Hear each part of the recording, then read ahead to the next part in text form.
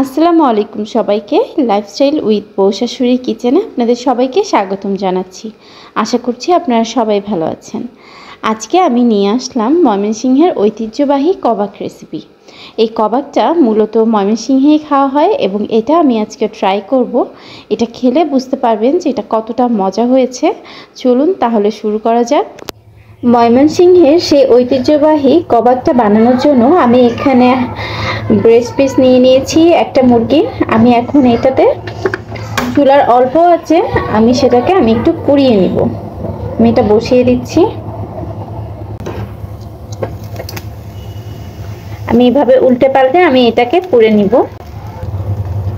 আমার মাংসটা হয়ে গিয়েছে। এতে যখন কাঁটা চামচ দিয়ে কেটে দেখবো যে হয়ে যাচ্ছে, সহজেই ঢুকে যাচ্ছে, তখন বুঝে নিতে হবে যে মাংসটা হয়ে গিয়েছে। এখন আমি এই মাংসটাকে তুলে নিচ্ছি। মাংসটা তুলে নেওয়ার পর আমি একটা ফ্রাই প্যান বসিয়ে সেখানে সামান্য একটু তেল দিয়ে দিলাম। এখন প্রায় 10-15টা কাঁচামরিচ আমি একটু আগাটা এভাবে করে কেটে নিয়েছি সবগুলো, যেন এগুলো না ছিটে। এগুলো দিয়ে একটু ভেজে নিব।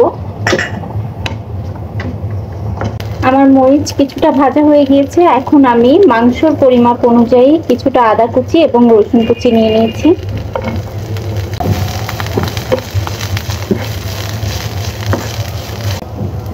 এখন দিয়ে দিচ্ছি বেশ কিছুটা কাঁচা পেঁয়াজ কুচি। এখন এই পেঁয়াজের কাঁচা ভাবটা দূর করে আমি এটা নামিয়ে নিব।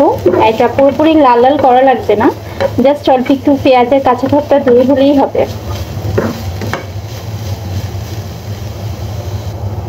আমার পেঁয়াজের কাঁচা ভাবটা দূর হয়ে গিয়েছে। এই পর্যায়ে আমি এটাকে নামিয়ে নিব। আমি মাংসটা এই হামানদিস্তায় একটু ছেঁচে নিব। আমার এটা একটু ছোট সাইজের, তার জন্য আমি এটার হাড় ছাড়িয়ে তারপর আমি এটার অর্ধেক করে ছেঁচে নিব, যেন সমস্যা না হয়। আমি পুরোটা মাংস এভাবে হাড় থেকে ছাড়িয়ে নিয়েছি। আর ময়মনসিংহের তারা আসলে বড় মানে এটাকে কি বলে, গোইল মনে হয় বলে আঞ্চলিক ভাষায়, তো ওটাতে করে। আমার তো আর এটা নেই, তার জন্য আমি ছোট হামানদিস্তার মধ্যে মাংসগুলোকে যেভাবে টুকরো টুকরো করে একটু ছেঁচে নিব।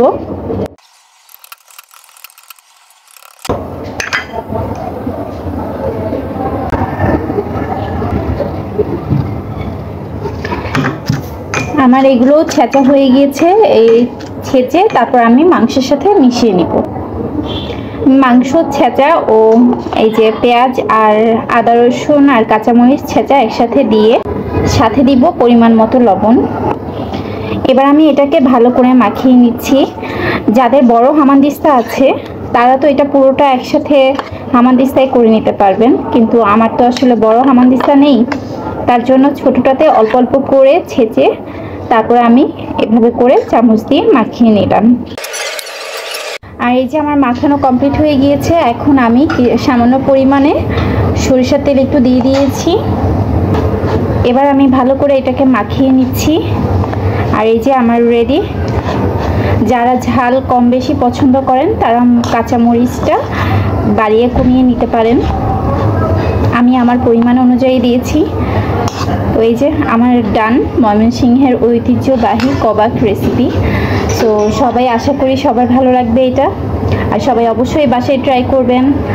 আর লাইফস্টাইল উইথ বউ শাশুড়ির পাশে থাকবেন। আমাদের ভিডিওটি যদি ভালো লেগে থাকে তাহলে লাইক, কমেন্ট ও শেয়ার দিয়ে আমাদের পাশে থাকবেন। তো আল্লাহ হাফেজ, আসসালামু আলাইকুম।